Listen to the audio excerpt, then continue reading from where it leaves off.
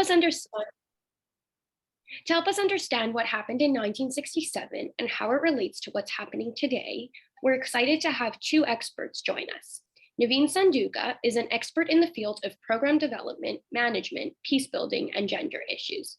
She achieved her master's in democracy and human rights from Birzeit University and currently works with the German Association for Development Cooperation, AGEH. She is an executive director of Our Rights, Kona, a new NGO based in Jerusalem, which focuses on civic and political rights of Palestinians in East Jerusalem, especially women, and runs a grassroots initiative called Judy, From Me to You, which aims to bring women together. She is a civil society representative of the International Reference Group for the World Council of Churches. Dr. Dan Aviv has been engaged with Jewish learning for over 30 years as an educator, innovator, professor, published scholar, and author. He has 3 kids, 2 books, and 1 podcast. And in addition to advancing Israel education with the New Israel Fund of Canada, he serves as the founder and principal at Adarabah, a Jewish high school in Toronto, Ontario. During this event, please feel free to write any questions down that you have for our speakers in the chat, and we will try to address them at the end. For our first question, we want to give Naveen and Dan some time to answer. What happened in 1967 more broadly? How might Jews and Palestinians understand or frame the 1967 war differently? Naveen, would you like to go first? So first of all, thank you so much for the acknowledgement that this has been an extremely difficult week for us. It's been Palestine for Palestinians. It started with the assassination, I might call it, of the journalist Shireen Abu Akleh. May her spirit rest in peace and power. And then following that, her funeral, which apparently even a flag sometimes can be scary for people. So it was a very difficult funeral as well for us to see that we cannot even bury our death in peace, our dead in peace. And today itself is, as mentioned earlier, we are commemorating the Nakba, the 1948, when the state of Israel was established. For the Palestinians, it's the catastrophe. This is what this week is all about for us, talking about Nakba, which has happened in June, actually, very close as well. For us, the 1967, basically, we call it Nakba. And Nakba in Arabic basically means another catastrophe. From the Palestinian perspective, it means that the land that was under the custody of both Egypt and Jordan was occupied. We still use the term occupation in 1967 by Israel. And up until today, we use the term occupied Palestinian territory or occupied Palestine. And up until today, we fight for the independence of the Palestinian state based on the 1967 border, or the Green Line, which we're going to be talking about later on. And I also wanted to say something about 1967, is that when we talk about 1967, we cannot really separate it from the Arab countries that were ruling the West Bank and Gaza and East Jerusalem at that time. In a sense that Jordan was controlling West Bank and East Jerusalem. Egypt was controlling the Gaza Strip. And whatever happens as a result of that war, it's also like related to our relation as Palestinians to the Arab countries, but also in relation to the people of those Arab countries and Israel as well. I'll explain later as we go more into depth. Yeah, thank you so much. It's a great starter for what we're going to go into more detail soon. Dad, would you like to answer the question as well from how Jews might understand and frame the 1967 war differently, or any similarities? Well, from the beginning, I think even from government statements, even days after the war ended, it's always been framed or coached in these kind of apocalyptic terms that, that's the Jewish state, the Israeli state was hanging on by a thread, and that the Arab leaders were trying to annihilate Israel. And that's the story that, was told starting, fairly quickly after the war concluded. And it's sort of taken on a life of its own, in government statements and day school curricula and things like that. And the thing is that, we know the story, and the framing is, David versus Goliath. And by and large, Israel did strike first. There were lots of things going on in the world at the time, Nasser and pan-Arabism, and Nasser wanted to, erase the very few gains that Israel had after the 56 Sinai campaign by, getting because again, it's kind of hard to talk about one thing without talking about the other things, but Exactly. just 2 seconds, like basically in 56, the Israelis in collaboration with the French and the British wanted to sort of, give Nasser a punch in the nose and take the Suez Canal away from him. And the idea would be that the canal would revert back to the hands of the French and the British, and the Israelis would get the Sinai. And that didn't really work out. And as a result, the Sinai came back to Egypt. The Suez remained in Egyptian hands, but the Sinai was demilitarized. And not only that, Lester B. Pearson gets his Nobel Peace Prize for coming up with the idea of peacekeeping. And there would be UN peacekeepers on the border between Egypt and Israel. And, Nasser was very excited to undo this. And once the Sinai was remilitarized by the Egyptians, the UN peacekeepers were removed, and the Straits of Tiran were blockaded. The feeling was in Israel that, that the end is near, right? Eshkol's response wasn't as strong as it could have been. It wasn't a question of whether the war was going to happen, not if it was going to happen, but when. And the thing is, I'm not one of these conspiracists who said the Israelis are planning it all along. But there was a contingency plan in a drawer somewhere in the Ministry of Defense. What would we do if? And when the if happened, they gave the go ahead, and the same guys, Uzi Narkis and Moshe Dayan and Yitzhak Rabin, the same guys that were involved, for example, in trying to liberate East Jerusalem in 1948 and failing, they kind of wanted to correct that mistake. And, the language we talk about when we talk about what happened in the 6-Day War, again, sort of gives a sense of this impending apocalypse. For secular Jews, for example, in Israel, you can see from the newspapers and the radio and etc. that the discussion was more like, the sword that was at our necks has been removed. But for religious Zionists, like this, what happened in 1967, it was a form of like God rubber stamping the achievements of Tzahal. That somehow this is like we're in a messianic age now, and we're in an age of miracles. And more importantly, religious Zionists who had missed out in the 30s, the 20s and 30s, when the secular Zionists came in to settle the land, now is their turn. And they were going to use the same kind of zeal and language of settlement that had been used by, the first Aliyah, the second Aliyah, the third Aliyah. They were going to use that kind of language to talk about their efforts in the West Bank, right? They were going to be the real Zionists now, the new Zionists. And ironically, for a community that is, we in North America identify a lot through our synagogues, but, the majority of us are not Orthodox. The discourse kind of took on that language of miracles and language of, David and Goliath, and here we are, and we win, and it's amazing. And, what can we do now? Let's see what happens next. Thank you so much, Dan, and again, Naveen, for kind of validating the different perspectives about the war in 1967. So starting with Dan this time, I know you briefly touched on this, but would you be able to describe the initial aftermath of the 1967 war and some of the impacts? Well, from a practical perspective, Israel, which had, perceived itself and in reality was a very tiny country, grew by a factor of 3.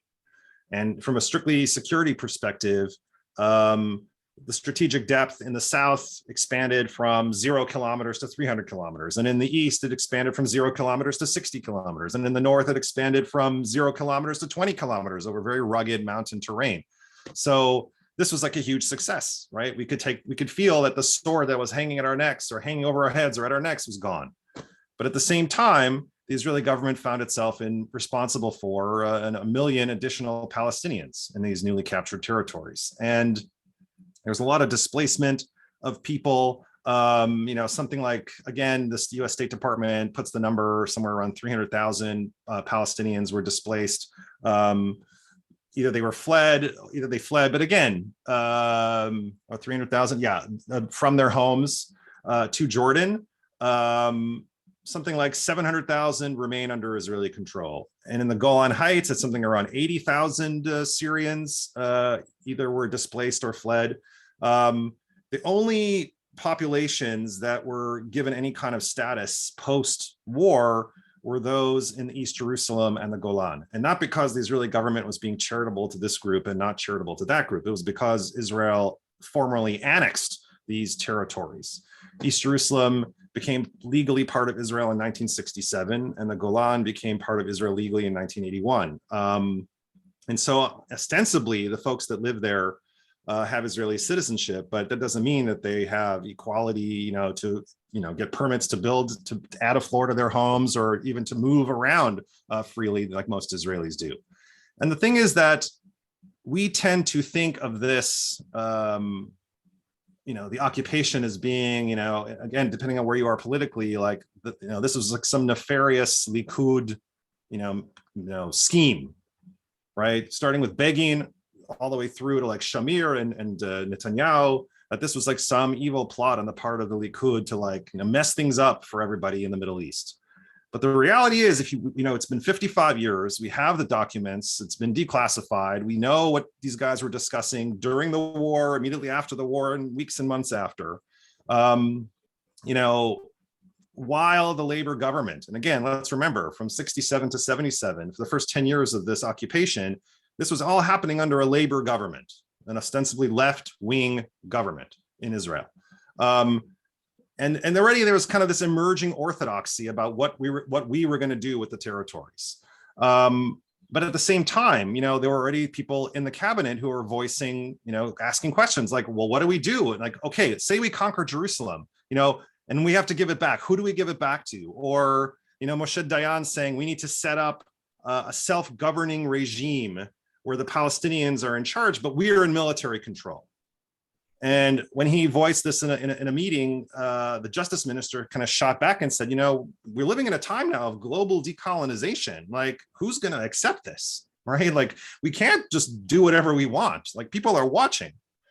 And in fact, Menachem Begin, who was part of the security cabinet, said, when the Americans ask, don't tell them we don't have a solution. Tell them we're looking for one. So already there's like this understanding that like, we know we kind of messed up here, but let's not acknowledge that. Let's kind of pretend that we're looking for an answer to the problem, but we know there really isn't one. What else? There was a memo because Eshkol already asked, well, what can we do? Can we build settlements? Let's get a ruling, a legal ruling. So they asked the legal counsel at the foreign ministry what his thoughts were. And he writes back and says that categorically, you cannot build any settlements in these territories. It's a contravention of the Fourth Geneva Convention. Maybe you can build temporary military settlements, but civilian settlements, absolutely not. So this is what's already happening in the first, weeks and months and years when the dust settles starting on day 7 of the 6-day war. But, it only ramps up from there. Thank you, Sharon. Naveen, would you be able to add to that and describe some of the aftermath and the impacts on the Palestinian population? For the Palestinians, of course.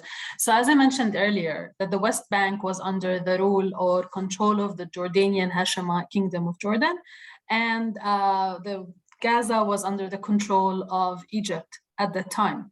And at the time, as you saw, it's the Arab countries who were taking decisions regarding Palestine. It wasn't a Palestinian leadership that was taking decisions and was leading. Actually, the Palestinian Liberation Organization was only formed in 1964. So a couple of years earlier, before the 1967 war itself. Now, when the war happened and Jordan lost the West Bank and the Egyptians lost part of Sinai and the Syrians lost the Golan Heights and the Egyptians also lost Gaza. So what happened is that there was a general feeling of frustration among the Palestinians and the Arabs as well. For the Palestinians, as Dr. Dan mentioned, there was another problem of refugees. There was already one in 1948 when we had 700,000 refugees. This time we had 300,000 refugees, all that went from the West Bank or from Gaza, but mainly from the West Bank towards Jordan, the eastern side. And the eastern side. So of the river. So that was basically the very first thing, is that we created another problem of refugees. The other thing is that, and I don't know if this is a positive thing or a negative thing, but in the aftermath, we also saw the Palestinian Liberation Organization also taking the lead when it comes to the Palestinian cause. It was no longer only left to the Arab countries to decide. We see the emergence of the Palestinian Liberation Organization as the sole representative of the Palestinian people, meaning that they are the only entity that can negotiate on behalf of the Palestinians. The other thing is that we saw many militias being formed on the eastern side of the river under Jordanian rule, but they were Palestinians who were actually fighting inside the West Bank and inside of Israel. Like they were doing all these, what we refer to as guerrilla fighters, doing all these different operations against the Israelis. And that created a problem for Jordan later on, because they were also threatening the Jordanian king's presence and rule in Jordan itself. And that had repercussions later on in 1970, known for the Palestinians as Black September. Why do we call it a Black September? Because the king basically attacked a refugee camp in Jordan called Yarmouk refugee camp to kick out all the Palestinian leadership from Jordan. And from that point, the Palestinian leadership went to Lebanon and Syria, no longer in Jordan. Another thing that we saw is basically, as I said, another wave of refugees, disappointment as well in the Arab countries, especially in Egypt. The Palestinians are very well connected to this idea of pan-Arab nationalism. We feel that we are part of the Arab world in general. And when this happened, the Naksa, in 1967, we saw Jamal Abdel Nasser also resigning. And I remember what my grandfather used to tell me from this resignation when he used to be alive, is that the Palestinians went out to the streets. Nobody could believe that Jamal Abdel Nasser was resigning, and this created kind of lots of demonstrations and a demand from the people themselves that Jamal remain in power, which is something that we still feel connected to right now, especially to the Egyptians. We feel this special connection to them as well. So basically that's mainly the repercussions of that for the Palestinians that happened immediately afterwards. So refugees, disappointment, and the start building of the settlements, as mentioned as well. But the most important thing that we see today happening as a repercussion of that is that as Palestinians, we are divided since then. What do I mean by that? As Dr. Dan mentioned rightly, is that the Palestinians in East Jerusalem right now, since East Jerusalem was annexed to Israel, is that we have what is called as a permanent residency status in Israel, not a citizenship, but we also have Jordanian passports, not a citizenship, which makes us no citizens of whatsoever state, but we have traveling documents that allow us to travel and residency rights in Israel. For the Palestinians in the West Bank, they have a Palestinian citizenship, and their citizenship is green. While if you look at the Palestinians in Gaza, they have a Palestinian citizenship where their card is blue. So it's kind of like three different statuses of the same group of people. And if you want to add to that, the Palestinians from 1948 who has Israeli citizenship. So it's kind of like since 48 and 67, as Palestinian people legally, we are divided into different groups as well. Thank you, Naveen and Dan. That was really helpful, and also the addition about the political leadership on both sides was really helpful context as well. For the next question, we're going to go into political leadership in more detail, and if we could start with Naveen for this one. And would you be able to talk more about the leadership at this time, both in Palestine as well as in the wider Arab community, and the effects it had? Yeah, so as I mentioned earlier, that was just the beginning of the Palestinian Liberation Organization. At the time, it was headed by a person called Ahmad al-Shuqairi, not Yasser Arafat. So Ahmad al-Shuqairi, immediately after 67, he had to resign. He resigned basically from the Palestinian Liberation Organization, and somebody else took the leadership from him. As I mentioned, in Egypt and in Jordan as well, in Egypt, Jamal Abdel Nasser resigned, and then he was basically asked to continue with being the president. And then basically in Jordan with the King Hussein, and in Syria with what's his name? I forgot, Al-Assad, not Bashar, his father.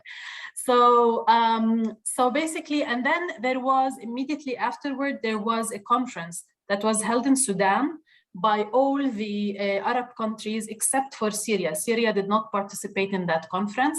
And that conference actually resulted in 3 major no's. No to normalization, no to the acknowledgement of the state of Israel, and there was another no, which I cannot remember right now, but basically it was around no negotiations, no normalization, and no acknowledgement. And those 3 different no's basically means that only when Palestinians have their own right of return and they have their own country, then we are going to form normal relationships with the state of Israel, or whatever entity they wanted to call it at that time. But before that, there was like these 3 different no's, which basically actually govern us even today.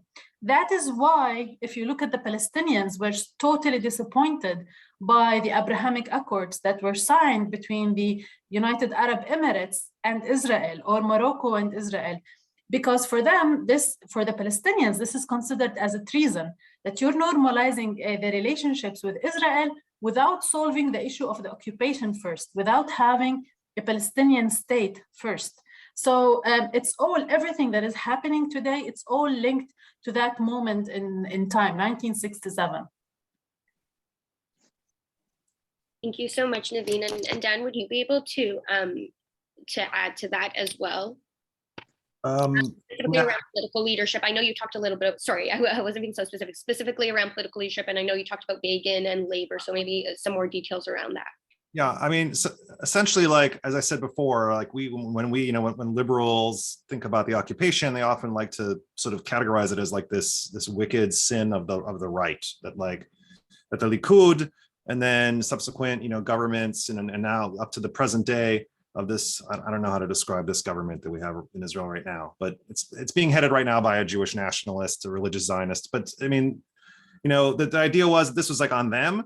But the fact is, the policy started in 67. And publicly, at least, the labor governments talked about the territories as bargaining chips, that eventually there would be some negotiation and a return to Arab control. But the thing is, as the days and the weeks and the months and the years went on, essentially the security argument, which is something that we kind of don't talk about anymore, but there was this time when you would talk about the security argument. The idea was that Israel had to hold on to certain areas within the occupied territories to preserve Israeli security. But as the years went on and changes in government and all that, these reasons got mixed in with, like in a cholent, right? Like you threw all these different arguments together and it's hard to distinguish between them.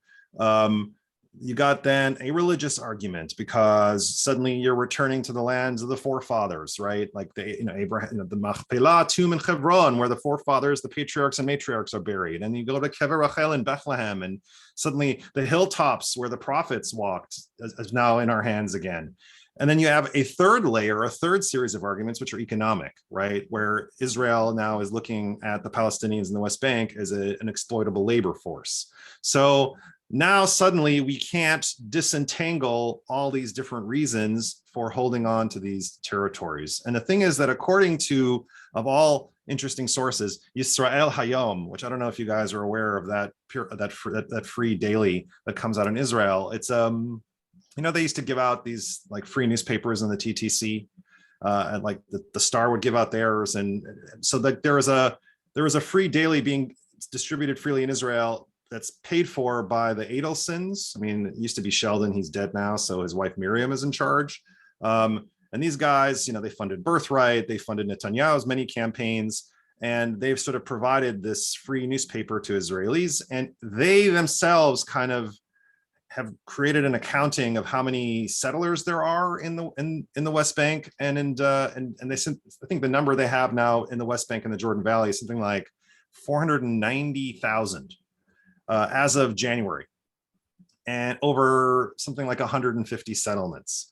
They obviously didn't include any Jews in the Golan or Jews in East Jerusalem because, as I said before, like they've been annexed. So in the mind of Yisrael Hayom, they're part of Israel, so they don't get a separate accounting.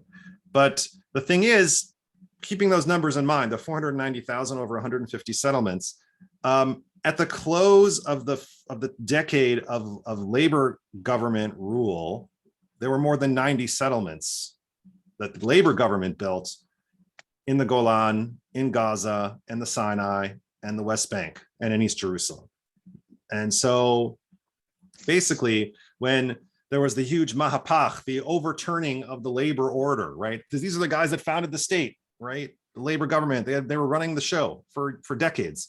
When things were flipped and the opposition took over, when Likud took over in 77, they just sort of, I guess, added steroids to this existing policy and amped up, the government energy behind the settlement project. So that's where we are today. So just to add to that a little bit, Dan, and then we'll go to Naveen as well. I think this is a very important term we hear mentioned a lot, is the occupation. And we've kind of been referencing it since the beginning, and have touched on it in various questions. But Dan, would you be able to share what is meant by the term occupation and how it's used, and then Naveen will touch on, and then Naveen will turn to you and touch on how the occupation has divided the Palestinian community, which you have also touched on, like the segments and population. So I mean, however it's being used, it's being misused, I would say.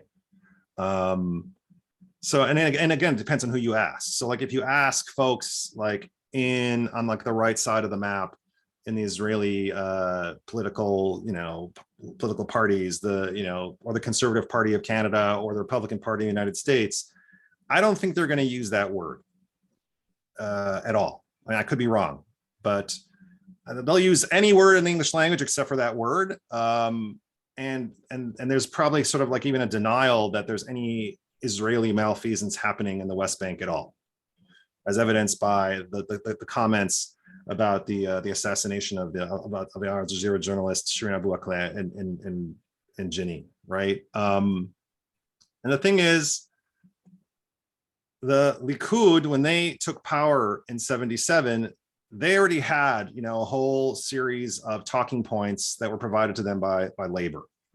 Because if you looked at the discourse in the first 10 years about the occupation, the kibush,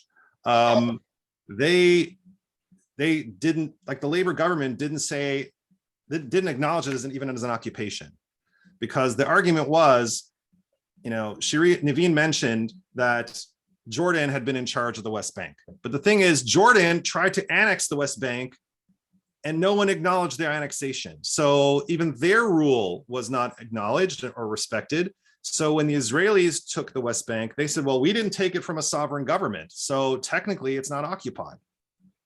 So technically we're not occupiers. So technically there's no occupation. But don't worry, we'll put in some humanitarian provisions in place and we'll make sure that everyone there is having a nice time. But the fact is, so when Likud took over, they sort of took up the mantle of that argument. And then there was this attempt in recent years to move it from occupied territories to disputed territories. And I think the same kind of hesitation to use the O word exists in more centrist political parties like the Democratic Party of the United States, the Liberal Party of Canada. They don't like using the word. They'll do everything they can to avoid using the word occupation. And if they sort of have to acknowledge about some unpleasant things happening in the West Bank, it will usually be couched in we unequivocally support Israel, but, and then, something happened that wasn't very nice. And the thing is that, like, we see the word occupation now in other contexts as well, right? We're seeing it now when discussing Ukraine, that the Russians have occupied the Donbass, the Russians have occupied Crimea. And, we don't like it when the Russians do it. And we didn't like it when the Nazis did it in France. Occupations are not nice, they're terrible. And even the Supreme Court of Israel in 2005 basically said that the state of Israel is holding the West Bank in belligerent occupation. But it's like, there's a huge disconnect between this word as it exists in other contexts and the word that it exists in the Israel-Palestine context. And the thing is, for me, like, outside of the Israel-Palestine context and like the world of political affairs, the only time I ever see the word occupied is on an airplane when I'm waiting to use the washroom. And, it's like vacant, occupied, and it's like, I really hope the person who's in there when it's occupied isn't planning on staying in there for the whole flight, right? Like, that's not their personal space. It's supposed to be temporary. Like, they get in there, they do what they need to do, and then they leave. But the fact is, it's been 55 years, right? Whatever is happening in the West Bank and in East Jerusalem, it's not temporary. So we need a new word for this. And that's maybe a whole additional session about, like, what other words have been used and do they really accurately reflect, and are they historically, parallel, etc. But, we need a different word for this because occupation is just not on. Thank you so much, Dan, for providing that context. And to circle back to Naveen, you already talked a little bit about the term, but more broadly, what is meant by the term occupation when Palestinians use it? And what has the impact of the occupation been for Palestinians living in the occupied territory since '67? Thank you. So I think we need to take a little step back, and that's my son just basically saying hi and leaving the room. So, basically, let's take a step back, and we need here to talk a little bit about the Green Line, because the Green Line is definitely a point of reference that we need to look at. And I'm not sure if I can share my screen or not, but at least I'd like to share the map from J Street showing the Green Line and what it is exactly. Naveen, you should be able to share your screen. Yes, I'm able to share it. Perfect. So just. No, not this one, no. So wait just a sec. Show all windows. And sheesh, I have so many windows open here, it seems. After a long day of work, this is what happens. Okay, I think I cannot find it, but okay, once I'll find it, I'll open it.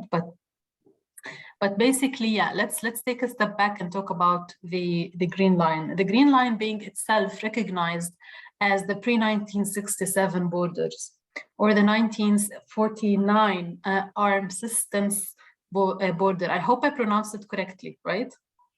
Armistice. Armistice, yes. Border, thank you. So it was considered to be the de facto borders. So that argument that says there were no borders is kind of like vague, because these were the borders that were agreed upon, and also they're de facto, and it's called the Green Line because basically it was drawn by a green pen. It's as simple as that. It has nothing to do with anything complicated. They just call it the Green Line because it was drawn on the map with a green pen. And basically it meant that the West Bank, beyond the Green Line, was under, as I said before, the control of the Jordanian, the Jordan, and Gaza was under the control of Egypt. East Jerusalem was also under the control of Jordan. Now, with the occupation, let's just read what occupation actually means under IHL, International Humanitarian Law, and this is what the Palestinians reference until today. The International Humanitarian Law states it as a territory is considered occupied when it is actually placed under the authority of a hostile army. And this is basically what the Palestinians are living into today, the civil administration of Israel. It's, I mean, I'll need here to go back a little bit and reference Oslo agreements. So you've got the occupation happening in 67. You've got the people going against that in the 80s, basically known as the uprising, the Intifada, the Palestinian uprising, calling for an independent Palestinian state. And then there were in the 90s, early 90s, the Oslo Accords were signed between the Palestinians and the Israelis. What the Oslo Accords did is divide the West Bank and Gaza and East Jerusalem into three main areas, Area A, B, and C. And one might think that when you have a peace agreement, it means that occupation basically ended, that there's no more control of Israel over these territories. But what basically we saw is that Area A has the maximum Palestinian population. It is the major cities like Ramallah, Jenin, Bethlehem, Qalqilia, all those areas.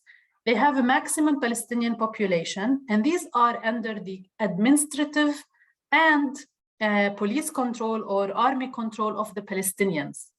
The areas surrounding Areas A are supposed to be called Area B, and they are under shared control, civil for the Palestinians and security for Israelis. And then the majority of the West Bank is basically called Area C. And Area C is under army control and civil control of Israelis. Even if you remember that Trump, like a couple of years ago, when Trump came up with this idea to annex Area C, which basically means that occupation for the Palestinians never really ended because the Israeli control was always there. Even today, as Palestinians, we keep saying this slogan that we are reliving the Nakba every day, or we are reliving the Naksa every day, because just 2 days ago, as we were burying Shireen Abu Akleh in Jerusalem, we were also witnessing another attack on Jenin refugee camp by the Israelis. So it's never really that there is no army presence. There's always an army presence. There's always taking and confiscating more Palestinian land for the sake of building settlements. What it means for the Palestinians in terms of borders and marketing and access to markets and export and import. It also means that this is controlled by Israel. We cannot import and export without the control of Israel, without Israel's approval. Even if we want to talk about internet, it's as simple as that. Equipment for internet to get from 2G to 3G, we need the approval of Israel. And the United States needed to intervene in order to convince Israel to give the Palestinians internet. In Gaza, if you look at Gaza today, even some people might say that there is no actual physical presence of Israel in Gaza, but the actual act of the blockade itself and the siege of Gaza is an act of occupation because it is being controlled by another country. Up until today, Israel did not define its borders. What does that mean, that it didn't identify its borders? It didn't say that this is the West Bank and this is Gaza and this is the future Palestinian state. It doesn't say that, basically. It never really identified where the borders of its neighbor, Palestinian state is. But it also means what is happening to the Palestinians inside those different territories. In Jerusalem, there are 360,000 Palestinians with a residency, not equal citizenship.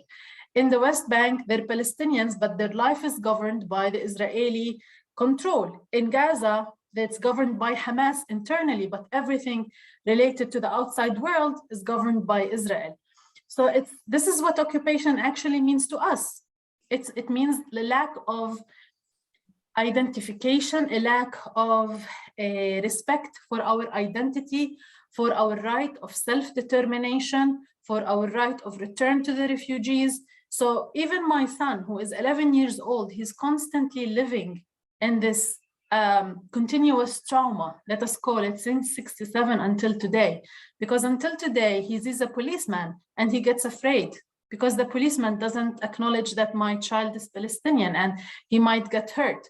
I mean, this is why we keep saying this word occupation. Now, the new term that we are being using since the establishment of the Palestinian Authority and since there is no going into negotiations, we are using the term the status quo.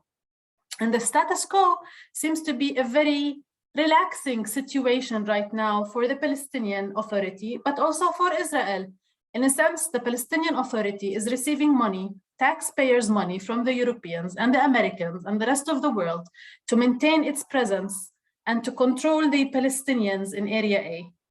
And basically, they have lots of privileges as a Palestinian Authority with no need to do elections, while at the same time, Israel is not paying for occupation, because under international humanitarian law, as an occupying power, you need to pay for the welfare of the people that you occupy. Education, hospitality, education, health, welfare, as Israel needs to pay for that. And it doesn't, because the Palestinian Authority exists and the international community is giving money to the Palestinian Authority. For us Palestinians, we call this a 5-star occupation, because Israel gets to control the main sources in the West Bank, and in the West Bank, mainly water and agricultural land.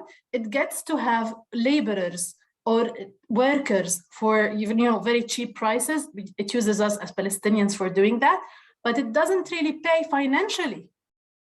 It doesn't pay the tax that it needs to for occupying this land, because the international community is paying this through the Palestinian Authority.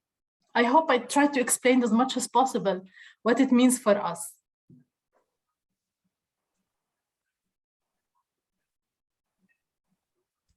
Sorry, keep forgetting to unmute myself. Thank you so much. That was really helpful, and providing the additional context, I think, to also help us understand when people refer to the settlements and the occupation as an obstacle to peace. That was really helpful in framing that. We want to turn to the audience now. If anybody has any questions, feel free to put them in the chat, or even just unmute yourselves. We have a small enough audience today that should work. And you feel free to address Naveen or Dan or both with your questions. And while we're waiting for questions, we did also get some questions submitted as folks are registering. So one of them, I think, Dan, this is probably directed to you, though Naveen, feel free to add as well. And the question is, what do you think is the biggest misconception surrounding the way the diaspora Jews discuss the Six-Day War? And I know you touched on that a bit, but please. Well, I mean, the biggest misconception, I think, is that there was a happy ending to it, right? That, first of all, the only, there's no happy, war. There's no exciting war like in the movies. The fact is that it comes at a cost, and people have to, and usually civilians pay it, right? And the fact is that it's portrayed in this very triumphalist way. And I think that in many respects in the diaspora, we've sort of taken the religious Zionist line on this, that it's like, Har Habayit Biyadenu, the Temple Mount is in our hands, and we're back at the Kotel, and we can pray now, and everything's amazing as a result of this tremendous victory. But what it's only managed to do, and it's like, if that's where you sort of fade to black and say scene, it's a tremendously wonderful story. But even like the bringing the Kotel back into the hands of Israel, like, diaspora Jews haven't connected the fact that, like, they brought it back into the hands of Israel and handed it over to the ultra-Orthodox. So for the 80% of North American Jews who are not Orthodox, they cannot worship at this wall the way that they do at home. That part of the story doesn't get talked about. And that's an internal Jewish story that has nothing to do with everything else that happened on the 7th day and the 8th day and the 9th day of this war. The occupation, and again, I kind of have to use this word, but like even the Hebrew word, even the root itself of the Hebrew word kibush, right? Like the other verbs that use that root are conquest. Like, why don't we call it the conquest, right? Why don't we call it, I'm sure there are other words in the thesaurus I can use, but like occupation in a way sanitizes what goes on over the green line, right? And the thing is that, like, and another thing we also have to keep in mind, and we don't talk about in the diaspora, is the fact that, yes, Israel is a democracy. It's the only democracy in the Middle East, et cetera, et cetera. And we talk about this, at great lengths in the diaspora. But the fact is, there are more than 400,000 Jews who live in settlements beyond the Green Line in the West Bank. There's 350,000 Jews who live in areas of East Jerusalem that were not part of Jerusalem before 1967. So that's like 750,000 people in a democracy who vote. They are not going to vote themselves out of their own homes. They're not going to do it. I wouldn't vote myself, and here we are in Canada, right? Like, and if there was a referendum, should we give all the land back to the First Nations and Indigenous people? I don't think one white person is going to vote for that looks to their home as their retirement plan, especially here in the GTA, right? So we need to come up with a different language for this. We need to understand, like, what it is that's been going on with the Palestinians, to the Palestinians, that both governments, right? Again, both governments of the left and of the right. I don't know if you guys know, but like last Thursday, right, May 12th, the Bennett government has advanced plans for constructing 4,000 new homes in the West Bank. 4,000 homes. Okay, that's more that Doug Ford is going to build here in Ontario to alleviate the housing crisis. 4,000 new homes are being built in the West Bank, put forth by a government in which Meretz and Labor are sitting right now. Okay, they signed off on this. And it's like, we have to understand exactly how deeply rooted this occupation is in the Israeli consciousness, and it transcends the left-right divide, right? And it's really like the existential issue facing Israel as a state, as a Jewish state, and as a democracy in this century and going forward. Thanks, Dan. And Naveen, is there anything else you wanted to add on that? Or I know you were also talking about potentially showing a map, or you posted in the chat the term colonization. I would like maybe something that I always hear from different people from not here in the country, generally foreigners who don't live here, whether Jews or non-Jews, is around this argument of security. Like, if we end the occupation today, the next thing we're going to have another state that wants to attack Israel and kick all the Israelis out. And, the issue of security is so big. That's why we built, a wall behind for the Palestinians to keep them separated. If that was the case, I always like to argue one thing, is that if you look at Gaza as an example, going out of Gaza was done unilaterally. It means that there was no coordination whatsoever with the Palestinians to make sure that you are handing Gaza in a peaceful manner to your allies. They just left Gaza, left it knowing that Hamas is actually going to take control of Gaza. If you look at the West Bank and what is happening over there, the wall itself, the separation wall that was built, was not built on the Green Line. It annexed further land from the West Bank to Israel, and it didn't really protect anyone, because you still have your Israeli Jews living inside the West Bank in settlements. So why did you even build a wall to separate between the Palestinians and the Israelis if you're going to bring your own population to live in the West Bank? So that's another thing that, if you use for ending the occupation, and you're so afraid of security, that's why you don't end the occupation. But what the facts on the ground say something totally different. Says that you're not really interested in ending the occupation, and on the contrary, you're interested into maintaining the power inside the West Bank itself and controlling the resources, mainly water and agricultural land.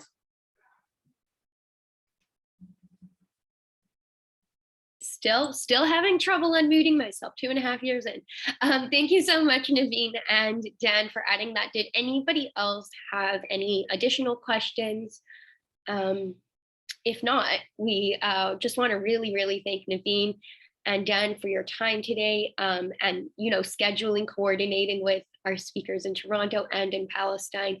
And we will hopefully be continuing this series in the next few months, and would love to see you back here to learn more about the conflict and its ongoing implications.